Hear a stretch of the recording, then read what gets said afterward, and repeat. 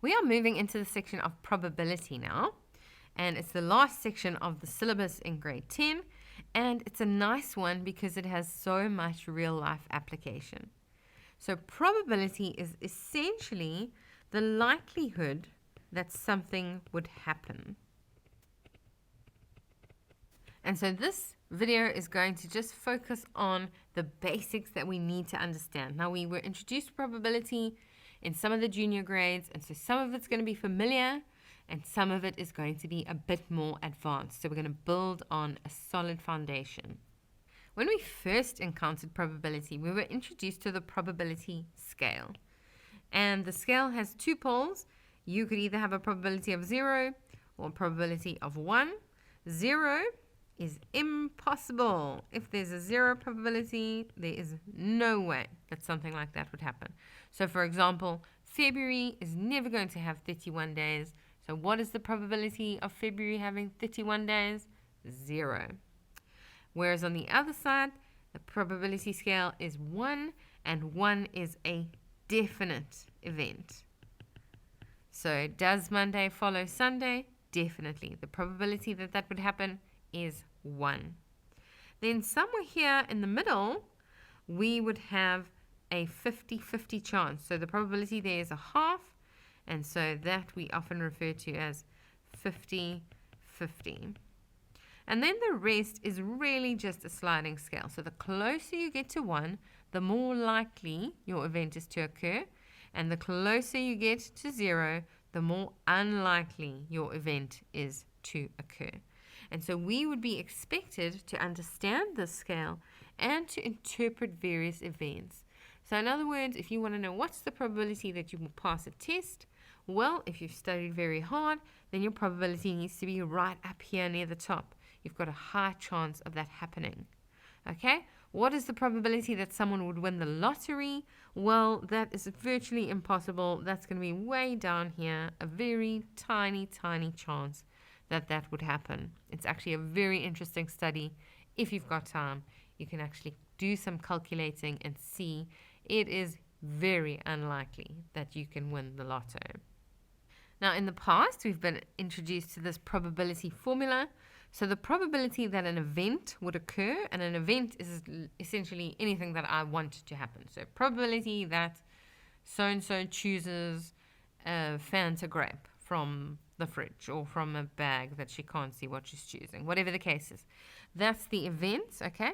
The probability is the number of favorable outcomes divided by the number of elements in the sample space. And this formula we are going to use often all the way till the end of matric. We are going to have to work out every now and again the probability that an event will occur. So make sure that you know this formula very well. Now, we've been introduced to theoretical probability in the past. And so what I've done here is I've just popped a dice, okay? I am going to call this the front and this the back. So don't get confused and think we have two. We're just looking at one, okay? And what happens on a dice is it's got 6 sides, and the one side has got 1 dot, 2 dots, 3 dots, etc., all the way to 6 dots. So if I was asked to determine the probability that I would throw a dice and land on the number 1, I would say, okay, well, the probability of landing on 1 would be the number of favorable outcomes. So how many sides of my regular dice have the number 1 on them? And that's just one side out of the total number of sides in a dice, 6. Okay, and we would think that this would be true. But if you've ever sat and rolled a dice, and maybe you've done it 50 or 60 times, you'll see, oh, this doesn't actually work. Because let's say, if I were to roll the dice 50, or let's go with 60 because it's a nice number that goes with 6. Let's say I were to roll my dice 60 times, I would expect 10 of those times to give me the number 1. Okay, and that's not always true. And so that is where relative frequency comes from. And relative frequency is actually the outcome of an experiment.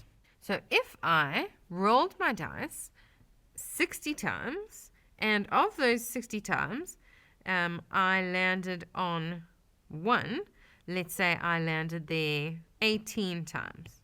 Then 18 out of 60 would be the relative frequency, and that can simplify to give me 3 out of 10. Okay, and I'm just making this up. I haven't actually done the experiment, but you most certainly can. And what you'll notice is relative frequency is not always the same as theoretical probability.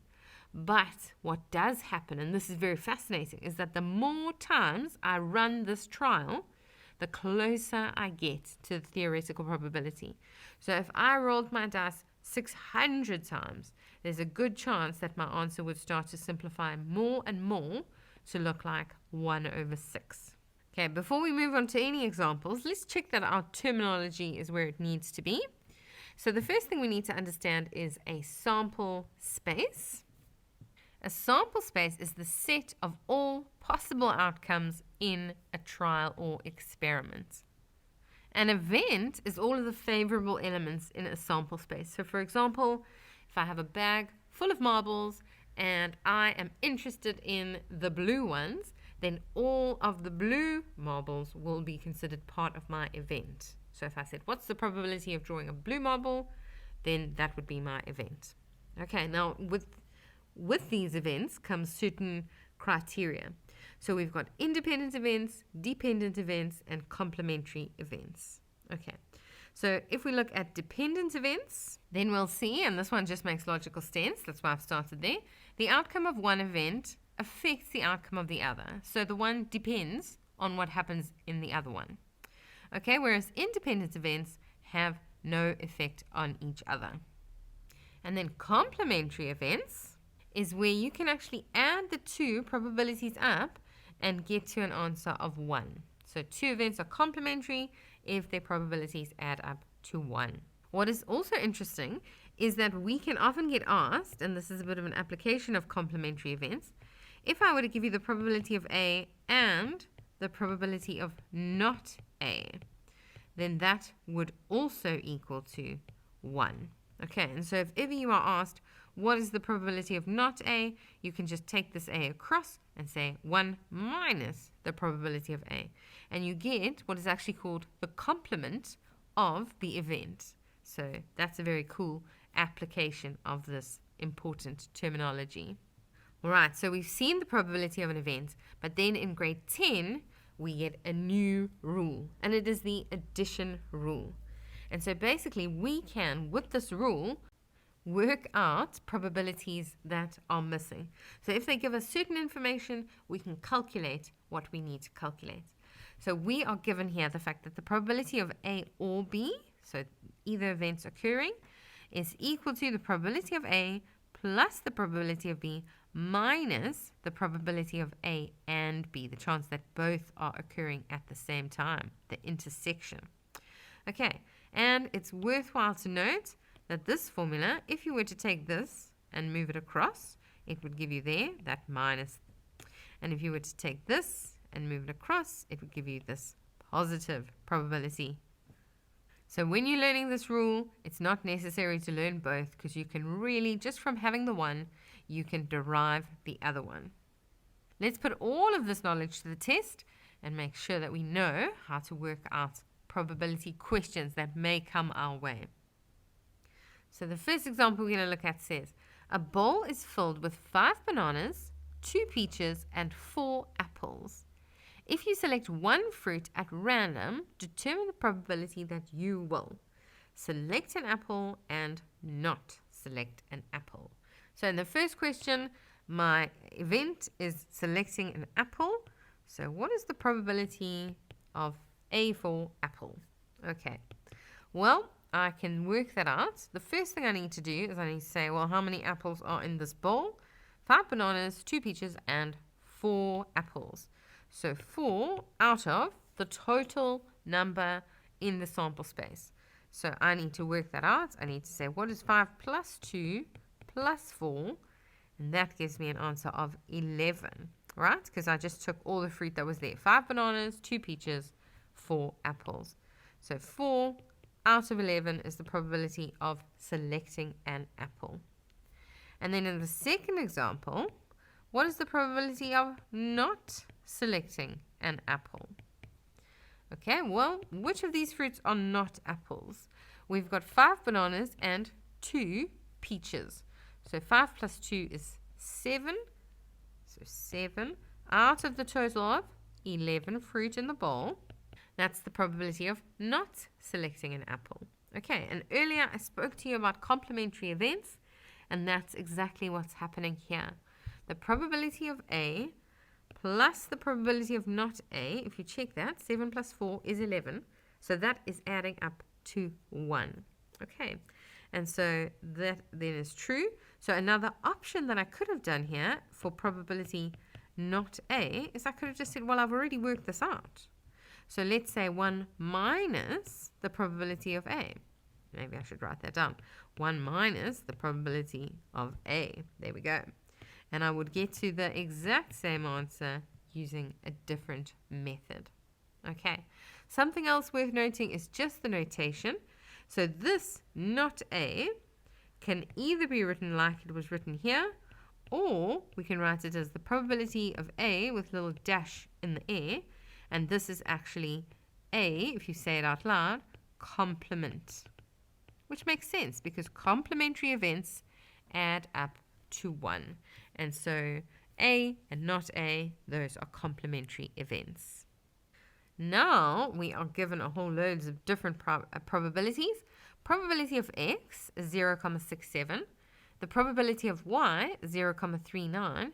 And the probability of X and Y is 0,2. We need to determine the probability of X or Y. And so straight away we need to be thinking about that new addition rule that we were introduced to this year.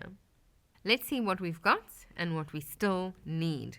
So we've got the probability of X. We're going to have to change this rule to suit what we are working with. So let's write it down. Probability X or Y is equal to probability X plus probability Y minus probability X and Y. There we go.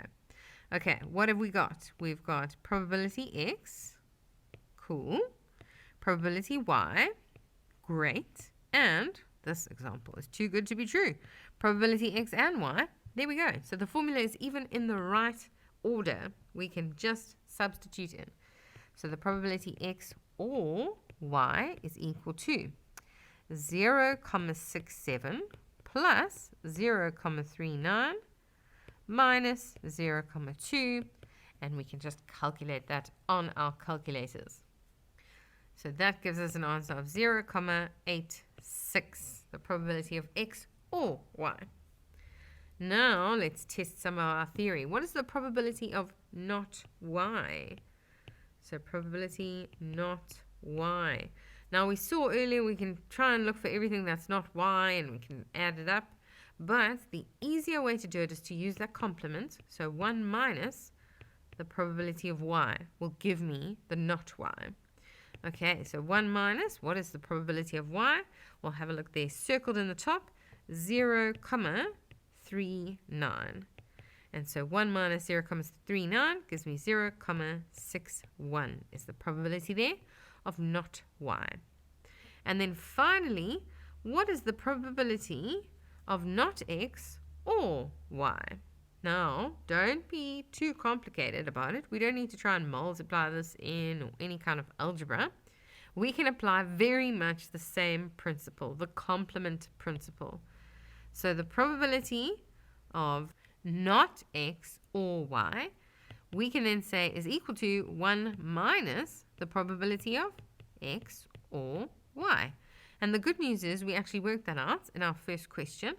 So it's going to be 1 minus 0,86, which is going to give us 0,14 there as the final probability. So very important, know this addition rule, but also remember the complementary events. So if something is the complement of another event, then you always go for the 1 minus. It's often a much quicker way to solve those types of questions.